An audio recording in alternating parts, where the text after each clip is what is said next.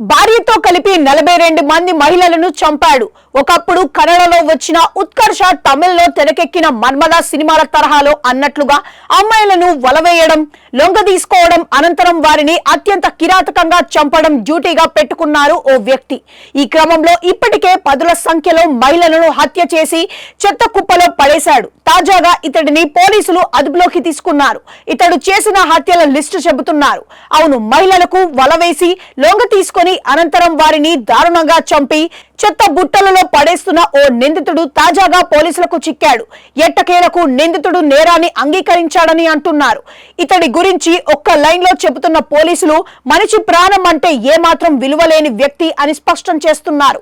ఈ సందర్భంగా అతడు చేసిన దారుణాలను వెల్లడించారు.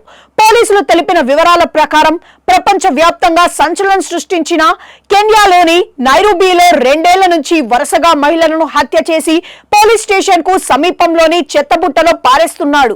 33 ఏళ్ల కొల్లీస్ జెమైసి కాలుషా ఇతడి పోలీసుల ఇటీవల అరెస్ట్ చేశారు.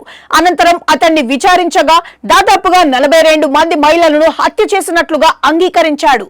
ఇటీవల నైరోబీలోని ముకారు మురికివాడ చెత్త కుప్పలో 9 మంది మహిళలను మృతదేహాలను ఇటీవల పోలీసులు గుర్తించారు.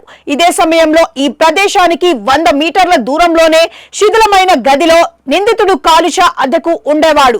అధికారులకు అనుమానం వచ్చి అతన్ని ఇంటిని తనిఖీ చేయగా నైలాన్ సంచులు, భారీ ఎత్తున టేపులు, పరిశ్రమల్లో వాడే రబ్బరు గ్లౌజులు కనిపించాయి. మృతదేహాలను అక్కడి నుంచి తరలించడానికి వీటిని వినియోగించినట్లు పోలీసులు గుర్తించారు.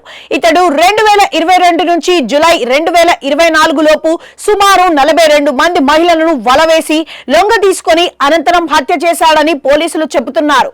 ఈ క్రమంలోనే వారి మృతదేహాలను చిత్రం చేసి సమీపంలోని భారీ డంపింగ్ యార్డులో పాడేశాడని అన్నారు. ఇక్కడ మరో షాకింగ్ విషయం ఏమిటంటే అతడు చంపిన వారిలో తన భార్య కూడా ఉండటం.